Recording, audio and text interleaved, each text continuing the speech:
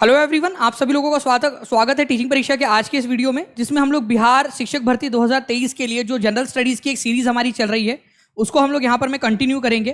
तो आप सभी लोग, जितने भी लोग यहाँ पर में जुड़े हुए हैं, उन सभी का स्वागत है। सभी को आदाब, नमस्कार, सत श्री अकाल, ladies and gentleman, boys and girls, आप सभी का स्वागत है। ठीक है, तो चलिए फ्रेंड्स, यहाँ पर हम लोग जल्दी से आज के सेशन को स्टार्ट करते हैं। हाँ, 6 मिनट हम लोग लेट हो गए हैं, ठीक है, ड्यू टू प्रीवियस सेशन। और जितने भी लोग जुड़ चुके हैं उन लोगों को मैं बता दूं, अभी भी जैसे कि मैं अभी यहाँ पर में 1:07 हो रहे हैं अभी यहाँ पर, और अभी भी सुप्रीम कोर्ट की वेबसाइट के ऊपर में कोई भी उन्होंने अपलोड नहीं किया है। उन्होंने अब तक भी अपलोड उन्होंने नहीं किया। मैं कंटिन्यूसली देख रहा हूँ। जैसे ही उनका कोई फैसला आ जाता है यहाँ पर में, क्योंकि 10 तारीख के बाद, मतलब आज भी 11 तारीख तक का कोई भी जजमेंट अपलोड नहीं हुआ है। ठीक है, जजमेंट अपलोड नहीं हुआ है। अभी बिहार में से बीएड वाले जो है, जो फॉर्म भर चुके हैं, उसमें से भी उन्होंने बाहर कर दिया है या उसके अंदर में रखा है, वो उनका अभी जैसे ही जजमेंट आएगा, ठीक है, उससे हम लोगों को पता चल जाएगा। ठीक है, उससे हमें पता चल जाएगा। तो आप निश्चिंत रहिए, मैं जैसे ही खबर आती है आप लोगों को बता दूंगा। अभी हम लोग जल्दी से हमारे जब तक जो समय है हमारा पढ़ने वाला, उसकी तरफ में आगे बढ़ते हैं। देखिए फ्रेंड्स, आप लोगों से पहला क्वेश्चन है, मुंडा जनजाति जो है मुख्य रूप से किस राज्य में पाई जाती है? ये क्वेश्चन है आप लोगों का। तो आप लोग जल्दी से आंसर कर देंगे। मुंडा जनजाति मुख्य रूप से किस राज्य के अंदर में पाई जाती है? ये आप लोग आंसर करोगे। जी, मैं समझ सकता हूँ भावनाएं आप लोगों की, ठीक है, बट अभी थोड़ा सा वेट कीजिए, थोड़ा सा इंतज़ार कीजिए। ठीक है, शाम तक का सभी लोग, ठीक है, शाम तक का वेट कीजिए। शाम तक जजमेंट आएगा, जैसे जजमेंट आएगा पूरा डिटेल्ड वाला, उसमें मैं आपको बता दूंगा कि क्या हुआ है। ठीक है, क्या उन्होंने और क्या क्या किया है। तो मुंडा जनजाति मुख्य रूप से किस राज्य में पाई जाती है? तो झारखंड राज्य के अंदर में पाई जाती है फ्रेंड्स, ये याद रखना है आप लोगों ने। तो आप याद रखिए, झारखंड के अंदर में मुंडा जनजाति पाई जाती है। ठीक है, बिरसा मुंडा इनके एक जो है बहुत ही इंपॉर्टेंट वाले नेता हुए हैं। इनका हैप्पी वाला बर्थडे कब आता है? ठीक है, happy birthday to you, happy birthday to you, happy वाला बर्थडे, मतलब नॉर्मल भाषा में बोल रहा हूँ, बर्थडे कब आता है इनका? जिस दिन आपका झारखंड का निर्माण भी किया गया था। ठीक है, जनजातीय गौरव दिवस के रूप में भी मनाते हैं उसको। तो आप लोग बताइए, देखते कितने लोग आंसर कर पाते हैं। कोलारियन भी इनको कहा जाता है कई बार। ठीक है, ये जो संथल, मुंडा, उराव जनजाति है, ये झारखंड में मिलेंगी आपको। मुंडा जनजाति जो है, इसको कोलारियन भी कहा जाता है कई बार, कोलारियन। ठीक है, कोलारियन। नेक्स्ट क्वेश्चन की तरफ में आगे बढ़ते हैं फ्रेंड्स। मैं आप लोगों से सवाल पूछा था, आई होप आप लोगों ने यहाँ पर में इसका जवाब देना स्टार्ट कर दिया है सभी लोगों ने। 15 नवंबर, ठीक है, 15 नवंबर को जनजातीय गौरव दिवस मनाया जाता है। जनजातीय गौरव दिवस, ठीक है, जनजातीय गौरव दिवस। यहाँ पर में कोई एक बच्चा है, ठीक है, वो लिख रहा है कि बीएड वालों अब घंटा बजाओ, बीएड वालों अब घंटा बजाओ। ठीक है, कौन है एजुकेशन स्मार्ट? अब बताइए, ये संस्कार है आपके? ठीक है, कि दूसरों के ऊपर में इस तरीके से तुमने हंसना है, बाकी लोगों के ऊपर में ये करो करके, ये संस्कार है तुम्हारे? कि कोई दुख में है और किसी का करियर का सवाल आ गया है और आप उनको इस तरीके से उनके ऊपर में हंस रहे हो, वो भी ऑनलाइन जाकर? ये संस्कार दिखाता है। आ जाओ इधर में पढ़ लो पहले। ठीक है, तो highest peak in the eastern Ghats, तो ईस्टर्न घाट, पूर्वी घाट की सबसे ऊंची चोटी कौन सी है? तो फ्रेंड्स, सबसे ऊंची चोटी जो है आप लोगों की पूर्वी घाट की, ये याद रखना है आप लोगों ने, महेंद्रगिरी है। मैं अगर यहाँ पर मैं आपको बात करूँ अनाईमुड़ी, ये वेस्टर्न घाट की सबसे ऊंची चोटी है। वेस्टर्न घाट की, वेस्टर्न घाट कहाँ मिलेगा आपको? ये मान लो हमारा भारत है, तो यहाँ पर में है वेस्टर्न घाट। तो वेस्टर्न घाट की सबसे ऊंची चोटी जो है आप लोगों को मिलेंगी अनाईमुड़ी। जो ईस्टर्न घाट है आप लोगों का, ईस्टर्न घाट, ये वाला ईस्टर्न घाट, उसकी सबसे ऊंची चोटी महेंद्रगिरी। लेकिन फ्रेंड्स, मैं आप लोगों को यहाँ पर मैं ना एक चीज़ और बताना चाहूँगा, ठीक है, इस चीज़ के बारे में। ठीक है, जिंधागाड़ा पीक जो है आप लोगों की, जिंधागाड़ा, महेंद्रगिरी का मैं तो वैसे आप लोगों को दिखा देता हूँ। एनसीईआरटी के अंदर में महेंद्रगिरी दिया हुआ है, एनसीईआरटी का, और ये 2000, ठीक है, आप लोग देख सकते हो 2023-24 का ये आपकी एनसीईआरटी की बुक है, और डायरेक्टली एनसीईआरटी की वेबसाइट से लिया है। ठीक है, तो महेंद्रगिरी पीक की जो ऊंचाई उन्होंने बताई है 1501 मीटर बताई है इन्होंने, सबसे ऊंची चोटी महेंद्रगिरी जो है ईस्टर्न घाट की। लेकिन मैं आप लोगों को बताना चाहूंगा फ्रेंड, जिंदागाड़ा, ठीक है, जिंदागाड़ा आंध्र प्रदेश के अंदर में है। ठीक है, 1600 नियरली जो है इसकी ऊंचाई 1600 मीटर है जो मापी गई है। तो मतलब महेंद्रगिरी से भी ज़्यादा ऊंची हो जाती है वो, इस हिसाब से जिंदागाड़ा। तो पश्चिम बंगाल की एग्जाम में 2021 में क्वेश्चन आया था, उन्होंने जिंदागाड़ा को ऑप्शन आंसर माना था। ठीक है, लेकिन बाद में उस पर चैलेंज हुआ और उसको क्वैश कर दिया गया क्योंकि एनसीईआरटी के अंदर में महेंद्रगिरी दिया है। तो अभी आप फिलहाल में जब तक एनसीईआरटी में अपडेट नहीं हो जाता तब तक आप लोग महेंद्रगिरी ही मानोगे। ठीक है, महेंद्रगिरी मानिए आप लोग जब तक कि अपडेट नहीं हो जाता है आप लोगों का। ठीक है, तो ये याद रखना है आप लोगों ने फ्रेंड्स। ये 1600 क्या मैं अगर आपको टू बी स्पेसिफिक बताऊं तो 1690 है, तो मतलब 1700 मीटर के करीब करीब चले जाता है ये जिंदा गाड़ा आप लोगों का। तो इसको थोड़ा सा आप लोग ध्यान रखना, जब तक एनसीईआरटी में अपडेट ना हो जाए तब तक के लिए आप महेंद्रगिरी मानोगे। मैं आपको डायरेक्टली दिखा रहा हूं, महेंद्रगिरी ईस्टर्न घाट की सबसे, ठीक है ओके, सबसे ऊंची चोटी है यहां पर। मैं काहे जिंदा गड़ा रहे हैं सर, अब नाम है उसका जिंदा गाड़ा, अब क्या करेंगे अपन नाम ही है उसका जिंदा गाड़ा। तो महेंद्रगिरी जो है अभी फिलहाल में आप लोगों को सबसे हाईएस्ट पीक मानना है ईस्टर्न घाट का, और वेस्टर्न घाट की सबसे ऊंची चोटी जो है वो आप लोगों की है अनाईमुड़ी। अनाईमुड़ी जो है आप लोग याद रखोगे फ्रेंड्स, केरल के अंदर में है। नाउ फ्रेंड नेक्स्ट बात करें हम लोग यहाँ पर में नेक्स्ट क्वेश्चन की तरफ में, तो आप लोगों का सबसे यहाँ पर में आप लोगों की सबसे नीचे में सबसे ज़्यादा साउथ में होने वाली कौन सी वाली है आप लोगों की?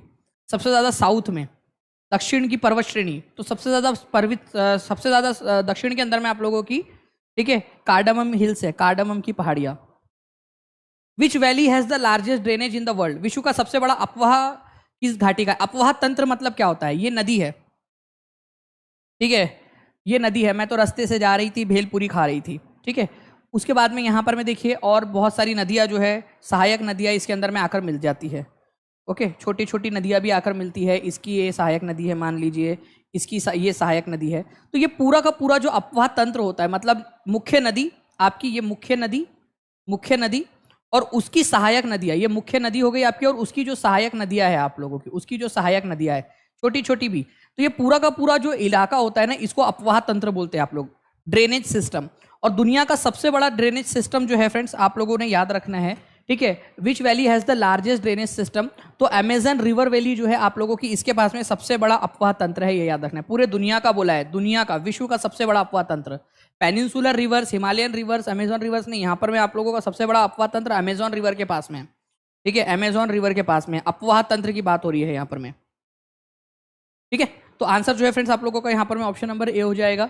अमेजॉन का जो सिस्टम है ये आप देख पा रहे हो मैप के अंदर में, पूरा जो दक्षिणी अमेरिका है उसके पश्चिमी भाग से स्टार्ट होकर पूरा यहाँ पर में अलग अलग देशों से होते हुए, ब्राज़ील से होते हुए वो जाती है और अटलांटिक महासागर में मिल जाती है। काफ़ी सारी सहायक नदियाँ हैं जो दूर दूर से उसके अंदर में आकर मिलती है। तो ये पूरा उसका अपवाह तंत्र है, ड्रेनेज सिस्टम इसको बोला जाता है। लाइक एंड शेयर कर देंगे फ्रेंड्स सभी लोग जल्दी जल्दी से इस सेशन को, और टीचिंग परीक्षा चैनल को सब्सक्राइब भी जरूर कर लेंगे ताकि आपको ऐसे ही और वीडियोस भी, नॉलेजेबल वीडियोस आप लोगों को मिलते रहे, ठीक है। सर अब क्या करेंगे, पढ़कर बाहर हो गए, तो अभी शाम तक नहीं आया है रिजल्ट, शाम तक तो रुक जाइए, शाम तक देख लेते कितना है।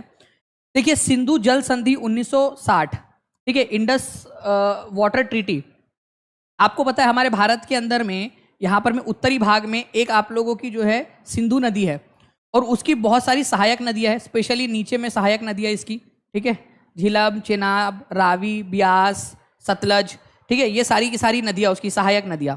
तो ऐसी जो है टोटल 6 नदियाँ हैं। तो हमने क्या इंडस को मिलाकर, तो 3 नदी पाकिस्तान ने रख ली है और 3 नदी इंडिया ने, तो 3 पाकिस्तान के पास, 3 नदी इंडिया के पास, ठीक है। तो आपको यहाँ पर मैं बताना है कि सिंधु प्रणाली का भारत के पास में कितना प्रतिशत हिस्सा आया है केवल, तो मैं आप लोगों को बता दूं फ्रेंड्स कि भारत के पास में केवल जो है वो 20% हिस्सा है सिंधु नदी प्रणाली का। बाकी का जो हिस्सा है, जो बाकी का पूरा पानी है वो पाकिस्तान में चला जाता है, आपका पाकिस्तान के अंदर में चला जाता है, ठीक है, ये याद रखना है आप लोगों ने।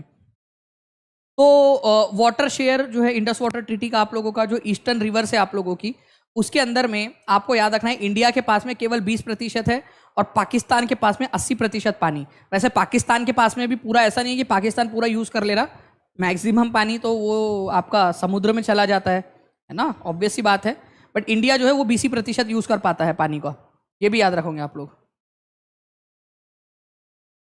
ओके। तो इंडस वाटर ट्रीटी कब हुई थी आप लोगों की? सिंधु जो जल संधि है वो कब हुई थी कि इंडिया पाकिस्तान ये पानी को बांटेंगे, ये जो नदियों का पानी है वो आपस में बंटवारा कर लेंगे, ये हुई थी आप लोगों की 1960 के अंदर में, ये भी याद रखना है फ्रेंड्स आप लोगों ने, ठीक है। उस समय भारत के प्रधानमंत्री थे पंडित जवाहरलाल नेहरू और पाकिस्तान के प्रेसिडेंट थे मोहम्मद अयूब खान, इनके बीच में 1960 के अंदर में ये हस्ताक्षर हुए थे, ठीक है, 1960 के अंदर में, 1960 में, ठीक है, चलिए 1960 के अंदर में। तो ये भी थोड़ा सा याद रख लेना कि सिंधु जल संधि कब हुई थी, सभी लोग लिख दो, सिंधु जल संधि कब हुई थी आप लोगों की?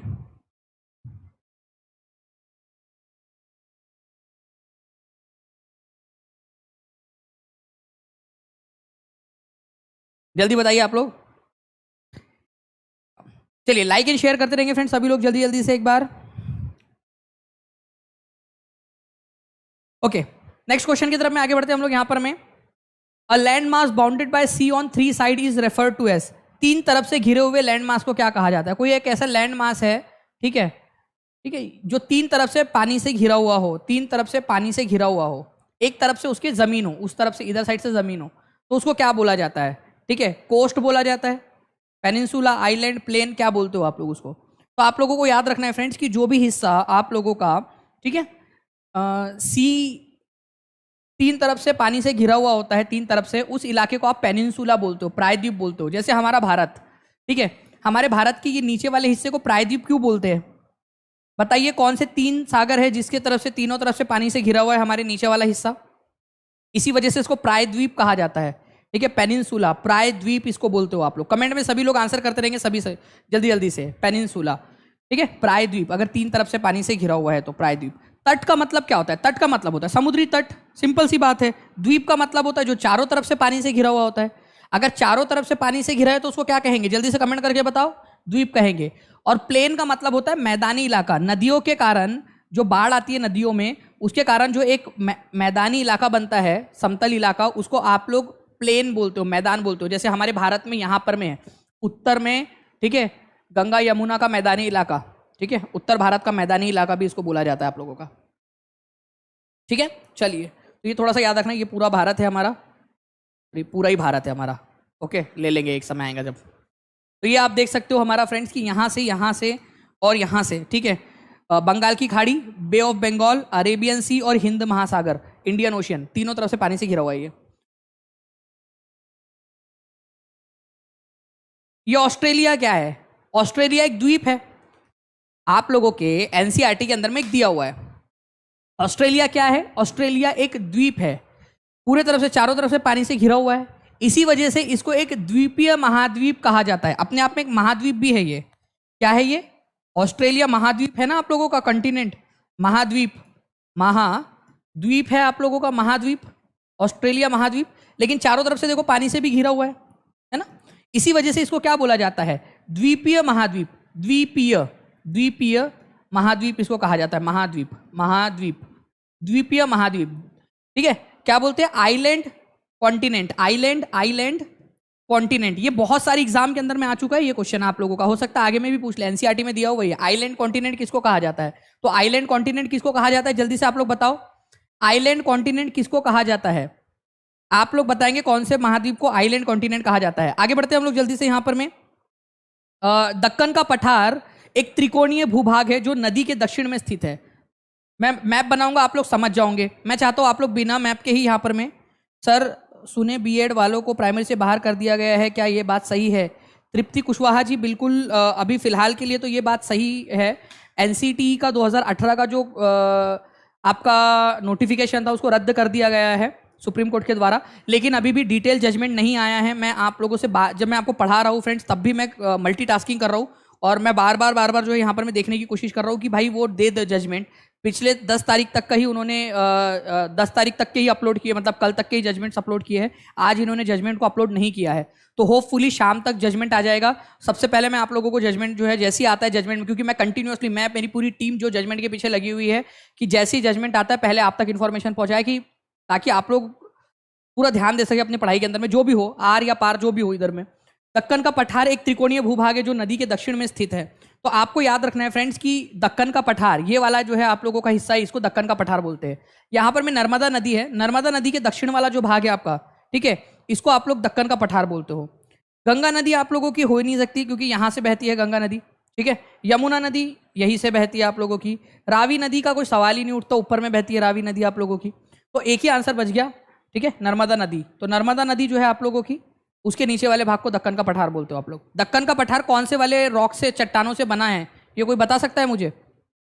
दक्कन का पठार, ठीक है, कौन से वाले चट्टानों से बना हुआ है? दक्कन का पठार कौन से चट्टानों से बना हुआ है? दक्कन का पठार कौन से चट्टानों से बना हुआ है? तो दक्कन का पठार जो है फ्रेंड्स, ये आप लोगों का, आप बताओगे मेरे को, ठीक है, बेसाल्ट से बना हुआ है, बेसाल्ट रॉक से।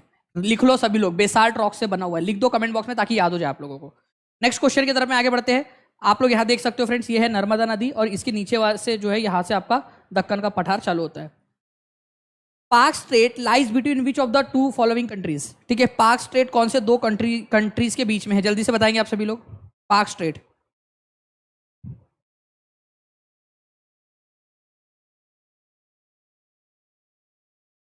पाक स्ट्रेट कौन से दो इसके बीच में है? पाक स्ट्रेट, पाक जलडमरू मध्य। काफी सारे लोग पाक समझ के पाकिस्तान भी लगा देते हैं फ्रेंड्स, है ना। तो आप लोगों को याद रखना है कि जो पाक स्ट्रेट है आप लोगों का, ये याद रखेंगे आप लोग, इंडिया और श्रीलंका के बीच में है पाक स्ट्रेट। स्ट्रेट का मतलब क्या होता है? स्ट्रेट या जलडमरू मध्य का, जलडमरू मध्य का मतलब होता है ऐसा छोटा सा पानी का भाग जो बड़े बड़े पानी के भागों को जोड़े हुए हो। ये बड़ा वाला वाटर बॉडी, ये बड़ी वाली वाटर बॉडी और छोटा सा। तो यहाँ पर में है आपका बंगाल की खाड़ी और यहाँ पर में आप लोगों का हिंद महासागर। तो पाक स्ट्रेट जो है वो बंगाल की खाड़ी को हिंद महासागर से जोड़ता है। और अलग किसको किसको करता है? ये इंडिया का तमिलनाडु वाला क्षेत्र और ये श्रीलंका, ठीक है, श्रीलंका का जाफना डिस्ट्रिक्ट ऊपर वाला, उनको अलग करता है पाक स्ट्रेट। तो इंडिया श्रीलंका के बीच में है, ये याद रखना है आप लोगों ने, ठीक है। चलिए, बहुत बढ़िया, आगे बढ़ते हैं हम लोग फ्रेंड्स। यहाँ पर मैं नेक्स्ट क्वेश्चन की तरफ में हमारे, आप लोगों को बताना है 1853 में बंबई से थाने के बीच पहला रेलवे ट्रैक किसके द्वारा बनाया गया था? किसके द्वारा बनाया नहीं गया था, किसके समय काल के अंदर में बनाया गया था? वो भैया भाई साहब थोड़ी कहते वो सफेद मुंहा खुद से रेलवे लाइन बिछाने के लिए, साथ ही हाथ बढ़ाना, एक अकेला थक जाएगा मिलकर कदम बढ़ाना, ठीक है। सर बीएड वालों को एग्जाम देने जाना है क्या? बस शाम तक का इंतजार कीजिए, शाम तक जैसे ही जजमेंट अपलोड होता है वैसे ही मैं आप लोगों को बहुत ही स्पीड के अंदर में बता दूंगा कि क्या हुआ है, ठीक है। जस्ट जजमेंट को अपलोड हो जाने दीजिए एक बार, जैसे ही जजमेंट अपलोड होगा वैसे ही तुरंत मैं आप लोगों को बता दूंगा, ठीक है। जजमेंट बस एक बार अपलोड हो जाने दीजिए एक बार, जैसे ही जजमेंट अपलोड होता है मैं तुरंत आप लोगों को इन्फॉर्म कर दूंगा,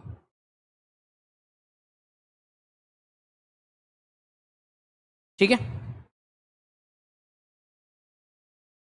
चलिए, तो 1853 के अंदर में बंबई से थाने के बीच में पहला रेलवे ट्रैक जो है वो लॉर्ड डलहौजी के समय में बना था। लॉर्ड डलहौजी के समय में क्या क्या हुआ था और भी मैं चीजें बता देता हूं आप लोगों को फ्रेंड्स। इनके समय में टेलीग्राफ आया था भारत के अंदर में, ठीक है। टेलीग्राफ आपको पता है, जिसको आप लोग तार बोलते थे, तार, तार, वो क्योंकि वो तार बिछे हुए होते थे, तार की मदद से जो है संदेश दूर दूर तक पहुंचाए जाते थे, चिट्ठी पहुंचाना आसान हो गया था, ठीक है। वो टिक टिक टिक टिक करके मैसेज पहुंचाते थे इलेक्ट्रिक पल्सेस की मदद से, लंबी लंबी लाइन तारें बिछा दी गई थी, ओके। इसी वजह से टेलीग्राफ को तार भी बोला जाता था, ओके। इसके अलावा आपको पता होना चाहिए कि हम लॉर्ड डलहौजी के समय में ही एक नीति आई थी जिसको आप लोग बोलते हो डॉक्ट्राइन ऑफ लैप्स, हड़प की नीति, हड़प, हड़प, हड़प की नीति, ठीक है, हड़प की नीति, जिसको आप लोग डॉक्ट्राइन ऑफ लैप्स बोलते हो, डॉक्ट्राइन ऑफ लैप्स। इसका मतलब होता है फ्रेंड्स कि अगर मान लीजिए कि कोई एक राजा है, उसका खुद का पर्सनल प्राइवेट बच्चा नहीं है, खुद का नहीं है बच्चा उसका, उसने गोद वगैरह लिया है, तो इसका जो राज्य है, इस राजा का राज्य जो है ये अंग्रेज लोग ले लेंगे, ब्रिटिशर्स ले लेंगे इस राज्य को, क्योंकि उस राजा का कोई वारिस नहीं है अपना। अब ये राजा ये नहीं बोल सकता कि मैं गोद लेकर जो है किसी को अपना वारिस बना रहा हूँ। भाई अगर राजा है तो काम धंधे पे ध्यान देने के साथ साथ में परिवार पे भी ध्यान दो, बेटा उठा होना चाहिए, नहीं तो आप लोगों का राज्य चला जाएगा, ठीक है। चलिए, तो बॉम्बे और थाने के बीच में जो है फ्रेंड 16 अप्रैल 1853 को जो है 34 किलोमीटर की रेल चली थी आप लोगों की। फादर ऑफ इंडियन रेलवे किसको कहा जाता है? तो डलहौजी को कहा जाता है, ये याद रखना है आप लोगों ने, ठीक है। बताइए, अर्थ ट्विन, जिस ग्रह को पृथ्वी का जुड़वा ग्रह कहा जाता है वो कौन सा है? कौन सा ग्रह है जिसको पृथ्वी का जुड़वा ग्रह कहते हैं आप लोग? अर्थ ट्विन, पृथ्वी का जुड़वा ग्रह। तो पृथ्वी का जुड़वा ग्रह ऐसा कहा जाता है क्योंकि उसका, देखो क्यों कहा जाता है ये भी पूछा जा सकता है, क्योंकि उसका साइज और शेप लगभग पृथ्वी जैसा है, लगभग पृथ्वी की तरह है उसका, इसी वजह से कहते हैं उसको। और ये है वीनस, ठीक है, हमारे पास का हमारा सबसे क्लोजेस्ट प्लेनेट। देखो ये सन है, ठीक है, यहां पर मैं आप लोगों का सबसे छोटा वाला ग्रह बुध ग्रह है, मर्क्यूरी, बुध ग्रह, बुध, यहां पर में है शुक्र, यहां पर में है पृथ्वी और यहां पर में है मंगल। तो हमारे सबसे ज्यादा पास में कौन है? तो वीनस, अर्थ और मार्स, ठीक है। तो सबसे ज्यादा पास में हमारे वीनस है, ये याद रखना है। तो सबसे ज्यादा पास वाला ग्रह कौन सा है? तो वीनस है। ठीक है, साइज और शेप में पृथ्वी के लगभग लगभग समान है, इसी वजह से इसको अर्थ का ट्विन भी कहा जाता है, पृथ्वी का जुड़ा हुआ ग्रह भी कहा जाता है। आंसर आपका ऑप्शन नंबर ए हो जाएगा। हमारे पूरे सोलार सिस्टम का सबसे गर्म ग्रह कौन सा है, सबसे ज्यादा हॉटेस्ट प्लेनेट, ये आप लोग कमेंट करके बताएंगे मेरे को। देखते हैं कितने लोग आंसर कर पाते हैं। हमारे सोलर सिस्टम का सबसे ज्यादा गर्म ग्रह, ठीक है ठीक है, सबसे ज्यादा गर्म ग्रह कौन सा है?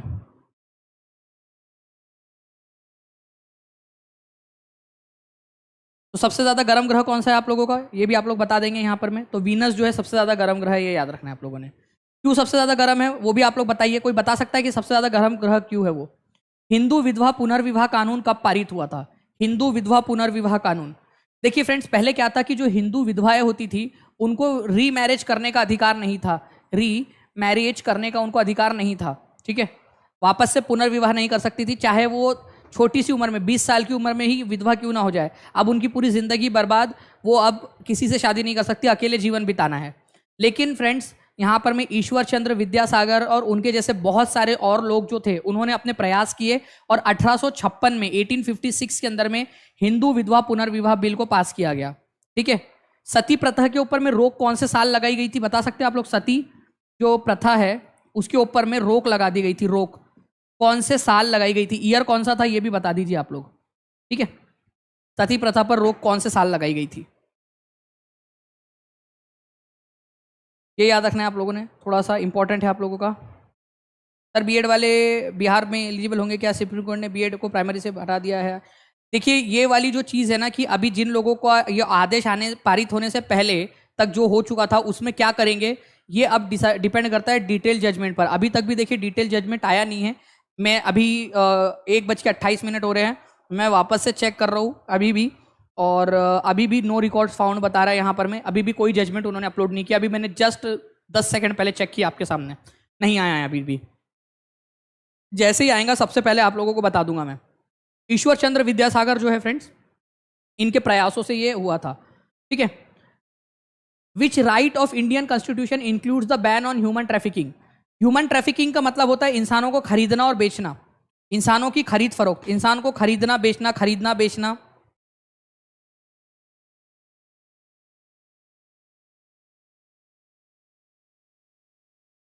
इंसानों को खरीदना और बेचना, ये कौन से वाले आप लोगों को बताना है फ्रेंड्स कि कौन से वाले जो है संविधान के अधिकार के तहत है आप लोगों का। तो इंसानों को खरीदना बेचना जो है ये आर्टिकल नंबर 23 में इसको बैन कर दिया गया है कि कोई भी इंसान को खरीदा बेचा नहीं जा सकता। आपको खरीद कर कोई बेच नहीं सकता, ठीक है, या आपको पहली बात तो कोई खरीद ही नहीं सकता, बेचेगा कैसे? तो खरीदना और बेचना दोनों ही गलत बात है आर्टिकल नंबर 23 में।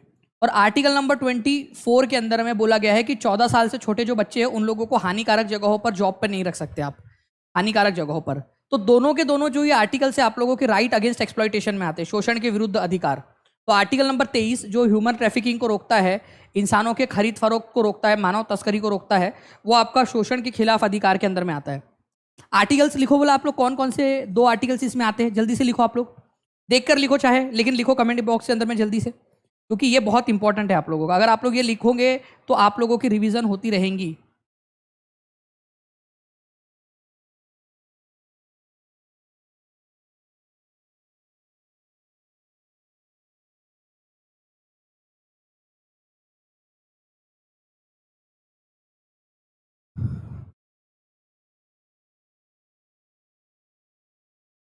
ठीक है, चलो गुड। तो ये आप लोगों का आंसर आया है फ्रेंड्स। उसके बाद में आप लोगों ने लिख दिया है मोस्ट प्रोबेबली, यहाँ पर मैं आप लोग आंसर लिख रहे हो।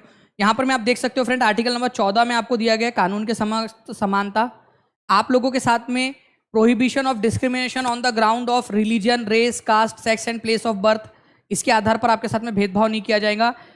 आयरनी देखिए, article number 16 equality of opportunity in public employment, equality of opportunity in the matters of public employment, जो सरकारी जॉब होंगी उसमें इक्वल अपॉर्चुनिटी दी जाएंगी। Article number 17 abolition of untouchability, जो छुआछूत है उसको बंद कर दिया गया है। और आर्टिकल नंबर 18 में टाइटल्स, मतलब जो उपाधियां है उसको बंद कर दिया गया। आर्टिकल नंबर 23 और 24 जो है आप लोगों का, ये राइट अगेंस्ट एक्सप्लॉइटेशन है, शोषण के खिलाफ अधिकार, और ये मानव के व्यापार और जबरन श्रम को रोकता है, आर्टिकल नंबर 23, ठीक है। चलो भारत के सर्वोच्च न्यायालय की स्थापना कब की गई थी? आज तो ये बड़ा न्यूज में भी है। तो भारत का सर्वोच्च न्यायालय की स्थापना कब की गई थी? तो सर्वोच्च न्यायालय सुप्रीम कोर्ट ऑफ इंडिया, इसकी स्थापना की गई थी फ्रेंड्स आप लोगों की जनवरी 1950 में। ठीक है, टू बी स्पेसिफिक अगर आप लोगों को बताऊं, ठीक है, वैसे तो 26 जनवरी को इसका कानून लागू हो गया था हमारे संविधान के साथ में, लेकिन इसका उद्घाटन जो है आप लोगों का, ठीक है, ये याद रखना आप लोगों ने, इसका जो उद्घाटन है, उद्घाटन ये कब हुआ आप लोगों का? 28 जनवरी को, 28 जनवरी 1950 को। तो 28 जनवरी 1950 को सुप्रीम कोर्ट जो है उसकी स्थापना की गई थी, ये आप लोग याद रख सकते हो। ठीक है, 28 जनवरी 1950 को याद रहेगा आप लोगों को ये चीज़। सुप्रीम कोर्ट की स्थापना 1950 में, मतलब हमारे संविधान लागू होने के जस्ट 2 दिन बाद ही इसकी स्थापना हो गई थी। इंपॉर्टेंट पॉइंट है, एग्जाम के अंदर में आप लोगों से पूछ सकते हैं फ्रेंड्स। ठीक है, मैं आपको दिखा भी देता हूँ यहाँ पर। मैं इनॉग्रेशन कब हुआ था इसका? 28 जनवरी 1950 को हुआ था। सुप्रीम कोर्ट के पहले क्या था हमारे देश के अंदर में?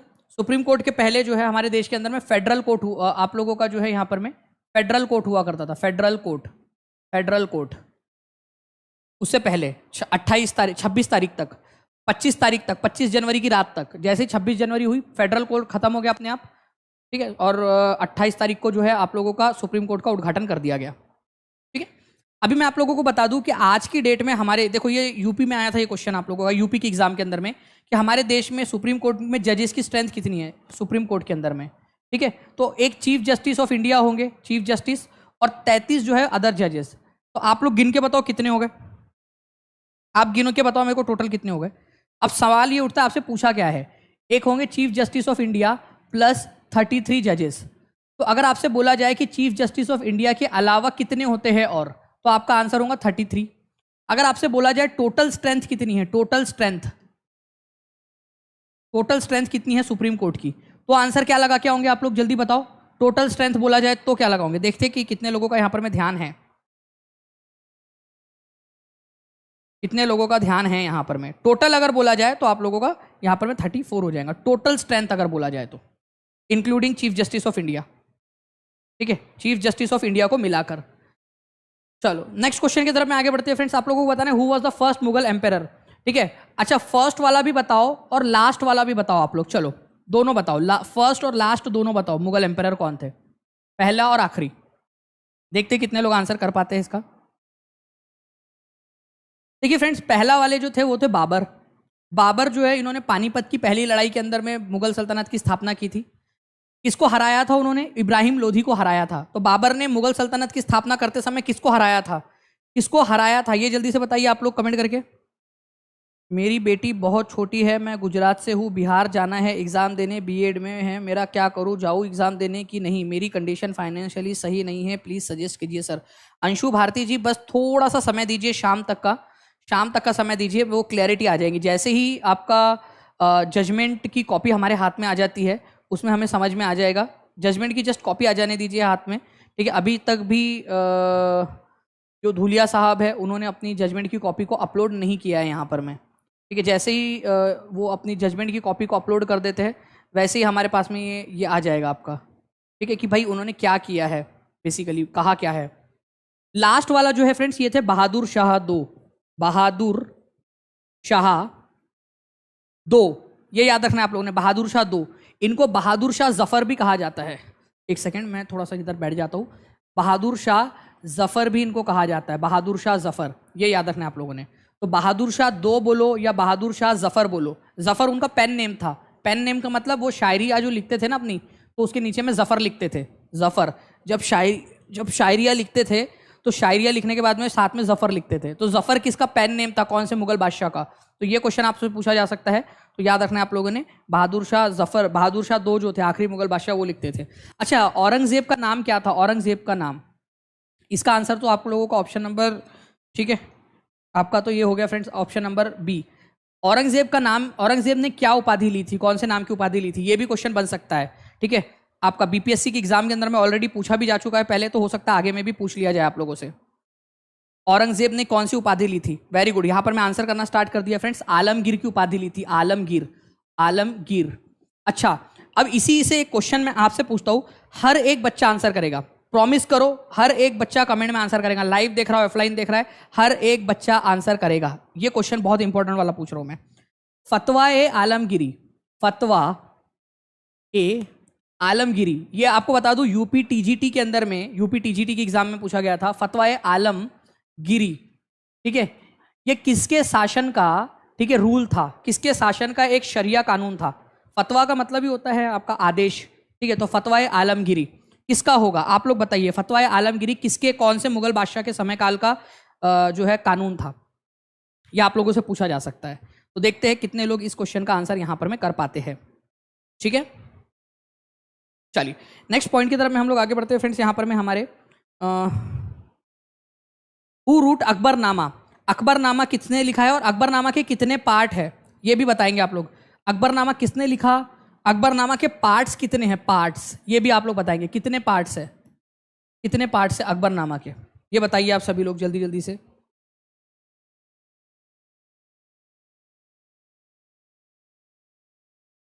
जी, तो देखिए आप लोगों के आंसर आ गए फ्रेंड्स। अकबरनामा की अगर मैं बात करूं आप लोगों से, तो अकबरनामा जो है आप लोगों का, ठीक है, इसको अबुल फजल ने लिखा था। अकबर के दरबारी थे ये और अकबर के बहुत अच्छे दोस्त भी थे।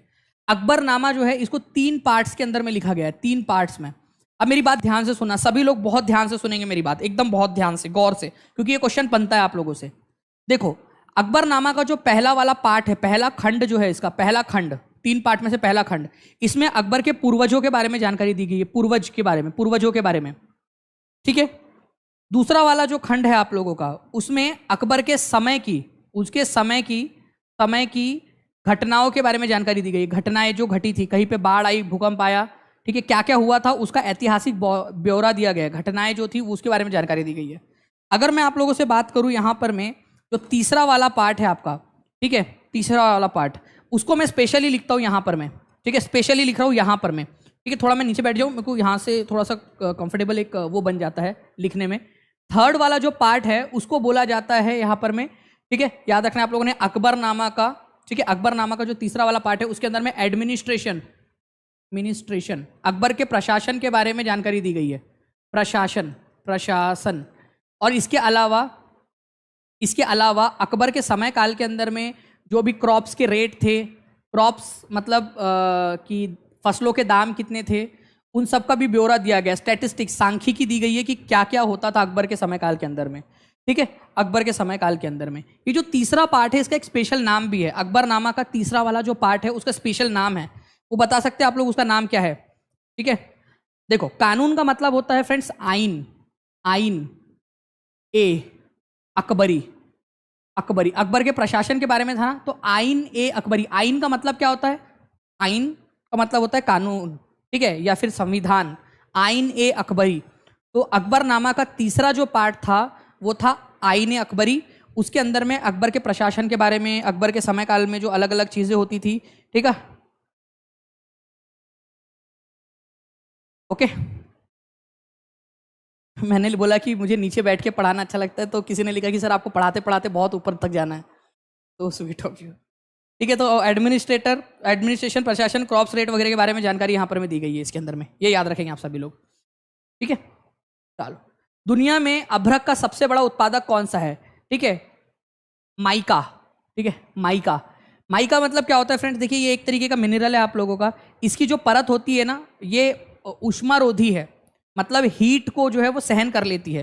हीट अगर आपने माइका की परत चढ़ा दी तो हीट उधर की उधर रहेंगी, इधर की इधर रहेंगी यहाँ पर में, तो ऊष्मारोधी है ये। इलेक्ट्रिसिटी का बैड कंडक्टर है, इलेक्ट्रिसिटी इसमें से पास नहीं होती, तो कई बार जो टेबल वगैरह होते हैं, आपके फर्नीचर होते हैं, उसके ऊपर में सन माइका, माइका वगैरह लगाया जाता है।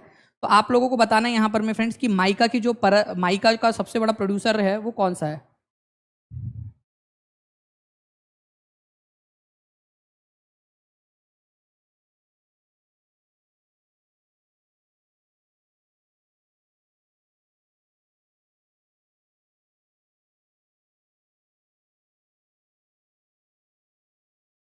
बहुत बढ़िया। देखिए फ्रेंड्स, अगर मैं बात करूं तो हमारा भारत जो है ना वो सबसे बड़ा उत्पादक है माइका का। मैं आप लोगों को दिखाना चाहूंगा कि इंडिया जो है, ठीक है, ये लार्जेस्ट प्रोड्यूसर है माइका का। करीब 80% जो टोटल माइका रिजर्व है, ठीक है, वो भारत के अंदर में है माइका में। और उसमें भी अगर मैं बात करूं तो आंध्र प्रदेश के अंदर में, आंध्र प्रदेश जो है आप लोगों का वो 41% जो है वो प्रोडक्शन करता है आप लोगों का। उसके बाद में राजस्थान। तो आप लोगों को ये याद रखना है कि भाई पूरे दुनिया में सबसे ज्यादा माइका या अभ्रक जो है आपका, जो आप लोग ऊष्मा रोधक के रूप में शीट के रूप में आप लोग जिसका इस्तेमाल करते हो वो हमारे भारत के अंदर में सबसे ज़्यादा होता है। भारत के अंदर में सबसे ज़्यादा है, भारत उसका अग्रणी है उत्पादन के मामले में। ठीक है, 80% रिजर्व भारत के पास में। भारत में सबसे बड़ा राज्य कौन सा है जो अभ्रक का सबसे बड़ा उत्पादक है? जल्दी से सभी लोग लिखेंगे। इंडिया के अंदर में सबसे ज़्यादा अभ्रक कौन प्रोड्यूस करता है? तो अभ्रक सबसे ज़्यादा जो है आप लोगों का सबसे ज़्यादा आंध्र प्रदेश प्रोड्यूस करता है, उसके बाद में राजस्थान। आंध्र प्रदेश फिर राजस्थान आप लोगों का। ठीक है, ये याद रखना है आप सभी लोगों ने। इस पर भी क्वेश्चन मैं आपसे पूछूंगा। तो माइका जो है फ्रेंड्स ये याद रखना है, आंध्र प्रदेश सबसे ज़्यादा प्रोड्यूस करता है। जिंक सबसे ज़्यादा प्रोड्यूस कौन करता है? तो जिंक प्रोड्यूस करता है आप लोगों का राजस्थान। लीड कौन प्रोड्यूस करता है? तो राजस्थान। बॉक्साइट वेरी इंपॉर्टेंट, इसको हाईलाइट करो सभी लोग और मार्क करेंगे। सभी लोग लिखो बॉक्साइट। बॉक्साइट से क्या मिलता है आप लोगों को? बॉक्साइट से मिलता है आप लोगों को एल्यूमिनियम। ठीक है, एल्यूमिनियम मिलता है आप लोगों को। तो एल्यूमिनियम के उत्पादन में और बॉक्साइट के उत्पादन में सबसे ज़्यादा आगे उड़ीसा है। ये आप लोगों से पूछा जा सकता है क्वेश्चन एग्जाम के अंदर में, प्लीज़ इसको याद रखना। देखिए इतने सारे लोग देख रहे हैं फ्रेंड्स, जल्दी जल्दी से सेशन को लाइक भी करते रहेंगे सभी लोग। और जिन लोगों ने टीचिंग परीक्षा चैनल को सब्सक्राइब नहीं किया वो लोग जो सेशन है उसको चैनल को सब्सक्राइब भी जरूर करते रहेंगे, सभी के सभी लोग, जितने भी लोग देख रहे हैं। ठीक है, चलो तो ये आप लोग थोड़ा सा याद रखेंगे आप लोग। आगे में मैं इसके ऊपर में आप लोगों से और भी बहुत सारे क्वेश्चन जो है वो करवाऊंगा। दुनिया की सबसे पुरानी वाली रॉक आप लोगों को कहां पर में मिलेंगी? सबसे पुरानी वाली चट्टानें, दुनिया की सबसे पुरानी चट्टानें कहां पर में मिलती है आपको? यह भी एक इंपॉर्टेंट क्वेश्चन है। दुनिया की सबसे पुरानी चट्टानें कहां है? ईस्टर्न एशिया में, इंडिया में, चाइना में, वेस्टर्न ऑस्ट्रेलिया में? दुनिया की सबसे पुरानी चट्टानें।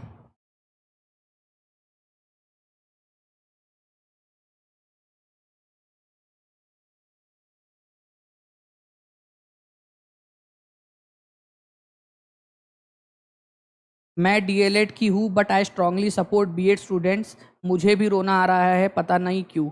रूह विजडम बोल रहे हैं कि मैं डीएलएड हूँ लेकिन मुझे बीएड वालों के लिए रोना आ रहा है।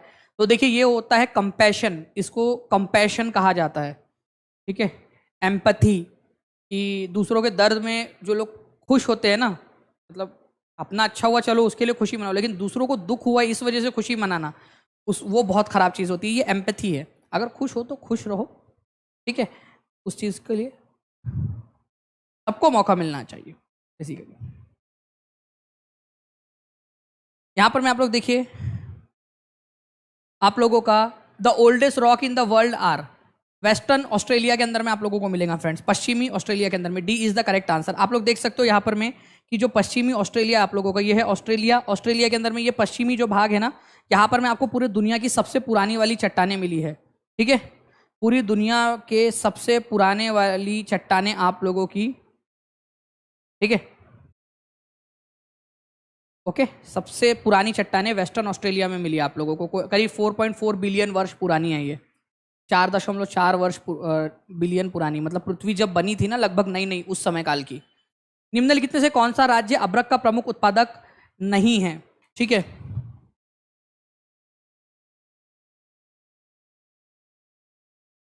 बताइए जल्दी से। दो ऑप्शन तो आप लोग ऐसे ही एलिमिनेट कर सकते हो। 50-50 बचा है आप लोगों का। मैं एक बार पोल लेना चाहूंगा इसके ऊपर। देखो, गलत होने के चांसेस आप लोगों के कम हो गए। ओके, गलत होने के चांसेस आपके कम हो गए। इसी वजह से ये क्वेश्चन यहां पर में लगाया गया है ताकि आप लोग एक बार देख लीजिए।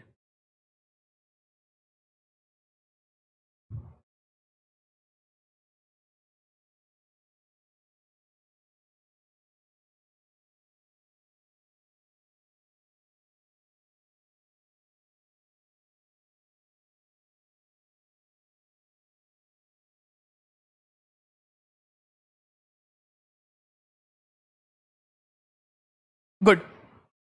देखिए फ्रेंड्स, अगर मैं बात करूं यहाँ पर मैं आप लोगों से, और यहाँ पर मैं जैसे पोल के अंदर मैं देख पा रहा हूँ। ठीक है, आंसर लोग लगा रहे हैं। ठीक है, जो अभी तक आंसर मेरे पास में पोल में आया 18, 1957, 915।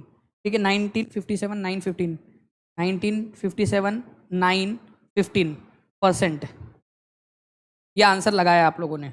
तो ये 9 और 15% वालों तुम लोगों को जनता कभी माफ नहीं करेंगी। आपको अभी बताया कि ये सबसे ज्यादा अभ्रक का उत्पादन करते हैं, यहाँ नहीं बोला है वो आप लोगों ने देखा ही नहीं, नहीं बोला है। ठीक है, नहीं तो सी और डी तो आंसर लगाना ही नहीं था आप लोगों ने, सी और डी नहीं लगाना था आप लोगों ने।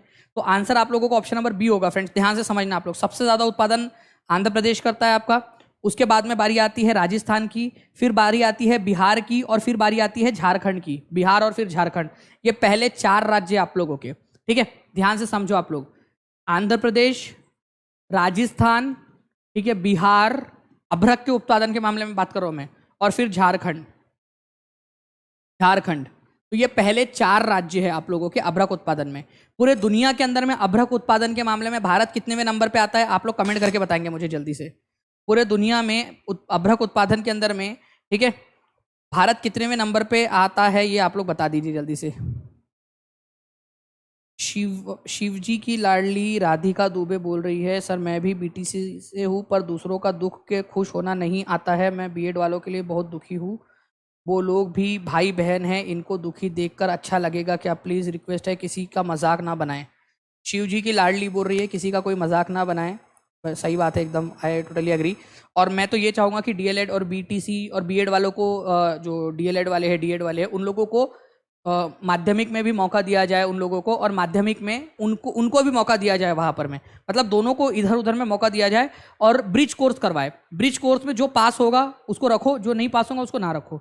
ब्रिज कोर्स के अंदर में अगर किसी ने डीएलएड वगैरह किया है तो उसको माध्यमिक में मौका दिया जाए, ठीक है, या आगे की एग्जाम्स के अंदर में मौका दिया जाए उसको पढ़ाने का। और अगर मान लीजिए किसी ने जो है बीएड किया, उसको यहाँ मौका दिया जो है ब्रिज कोर्स करवा लिया जाए। ब्रिज कोर्स करवा के उनकी एलिजिबिलिटी को जांच लीजिए कि क्या वो एलिजिबल है, ठीक है, कोई बात नहीं। तो हम लोग जो है फ्रेंड्स,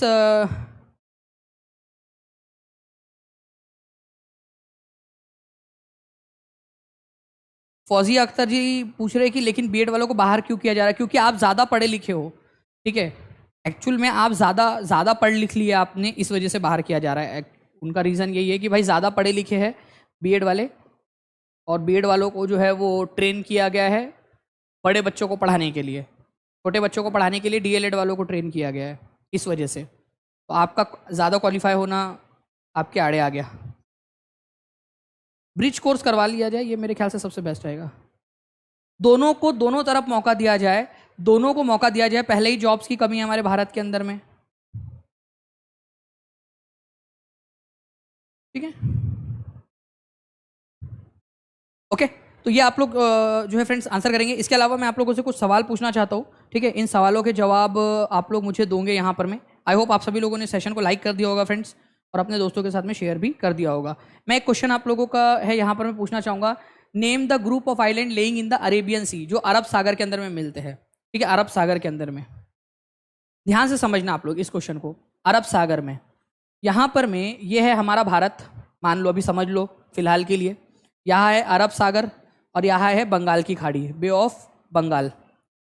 अगर बात करूँ मैं यहाँ पर में आप लोगों का, यहाँ पर में है लक्षद्वीप, लक्षद्वीप आइलैंड्स आप लोगों के लक्षद्वीप आइलैंड्स है, और यहाँ पर में अंडमान निकोबार और उसके छोटे छोटे आइलैंड्स है, ठीक है। तो अंडमान निकोबार तो आप लोगों का आंसर नहीं हो सकता, क्योंकि अंडमान निकोबार जो है वो कहाँ पर में आपका, अंडमान निकोबार आप लोगों का अरब सागर बंगाल की खाड़ी में है, बे ऑफ बंगाल में, बंगाल की खाड़ी में है, और अरब सागर में है लक्षद्वीप। तो answer is option number A. लेकिन ये नील आइलैंड और स्वराज द्वीप, ये अंडमान निकोबार के ही छोटे छोटे से आइलैंड है। अंडमान निकोबार और अंडमान निकोबार द्वीप समूह है ना, उसी में छोटे छोटे से आइलैंड्स का नाम, एक का नाम नील आइलैंड है और एक का नाम स्वराज द्वीप है, ठीक है, स्वराज द्वीप। स्वराज द्वीप जो है वो नाम रखा गया था बेसिकली आपके नेताजी सुभाष चंद्र बोस जो थे ना, उनकी याद में, ठीक है। चलिए, तो स्वराज द्वीप, तो नील आइलैंड, स्वराज द्वीप अंडमान निकोबार का ही पार्ट है, और वो बंगाल की खाड़ी में है। लक्षद्वीप आप लोगों का जो है वो अरब सागर के अंदर में है। ये आप लोग इसको थोड़ा सा याद रख सकते थे, आराम से आप लोगों का याद हो जाएगा आप लोगों को, ठीक है। चलिए नेक्स्ट क्वेश्चन की तरफ में आगे बढ़ते हैं। आप लोगों का, आपको बताना है कि नंदा देवी बायोस्फीयर रिजर्व कहाँ पर में मिलेगा आपको, नंदा देवी। तो निम्नलिखित में से किस राज्य में नंदा देवी बायोस्फीयर रिजर्व है आपका, Nanda Devi biosphere reserve, Nanda Devi biosphere reserve.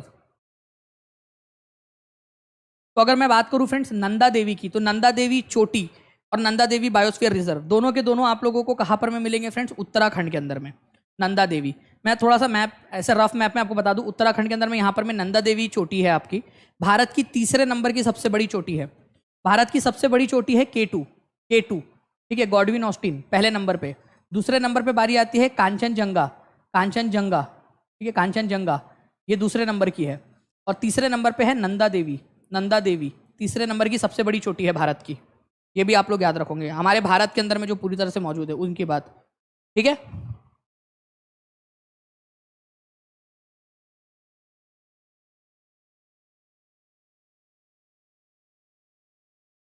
जो टीचर है, जो टीचर बन चुके हैं उनका क्या होगा, उनको हटा दिया जाएगा क्या? नवाजिश अमीन जी अभी जैसे ही डिटेल इनका आ जाता है जजमेंट, ठीक है, वैसे ही मैं आपको अपडेट कर दूंगा, ठीक है, आप टेंशन ना लीजिए। जैसे ही डिटेल आती है वैसे ही डिटेल के अंदर में मैं अपडेट कर दूंगा आपको। अभी भी देखिए, मैं अभी जस्ट आपके सामने ही चेक कर रहा हूँ मैं कंटिन्यूअसली, लेकिन अभी भी उन्होंने डाला नहीं है अपना, ठीक है, अभी भी उन्होंने नहीं डाला है। जैसे ही वो डालते वैसे मैं आपके लिए अपडेट कर दूंगा, ठीक है। उत्तराखंड के अंदर में है नंदा देवी, ये आप लोगों ने याद रखना है, ओके। चलिए, इसके अलावा जो है फ्रेंड्स, एक क्वेश्चन मैं आप लोगों से और पूछना चाहूँगा यहाँ पर, just a second.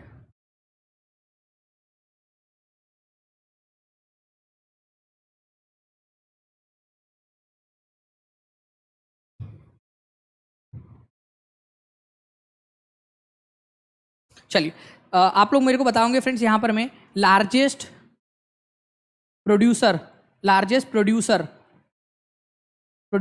Of mica, जो अभ्रक होता है आप लोगों का अभ्रक, उसका सबसे बड़ा प्रोड्यूसर कौन सा है? कंट्री के मामले में कौन है, कंट्री के मामले में, और राज्य के मामले में, स्टेट्स के मामले में।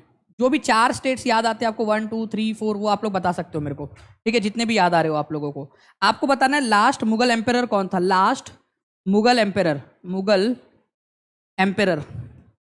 एम्पेरर, आखिरी मुगल बादशाह कौन था वो बताएंगे आप, ठीक है।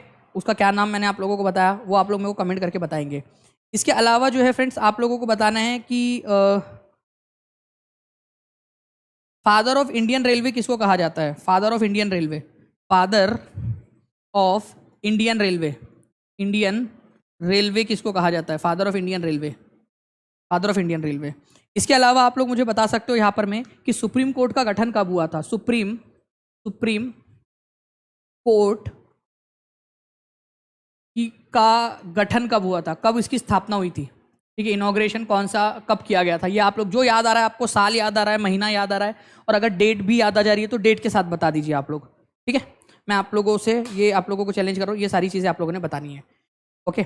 चलिए, आई होप फ्रेंड्स आप सभी लोगों ने, जितने भी लोग देख रहे हैं उन लोगों ने सेशन को लाइक कर दिया होगा, चैनल को सब्सक्राइब कर दिया होगा, टीचिंग परीक्षा चैनल को, ताकि आप लोगों को फ्यूचर में भी आपके जो काम की जो चीज़ें हैं, जो भी नोटिफिकेशंस वगैरह है आप लोगों का, या जो भी आप लोगों को आने वाला है अभी इन्फॉर्मेशन, वो आप लोगों को टाइम टू टाइम मिल जाए जल्दी से जल्दी, ठीक है। बाकी हम लोग मिलते हैं हमारे नेक्स्ट लेक्चर में, तब तक के लिए thank you very much friends, take care and bye, god bless you all, thank you very much, bye, thank you.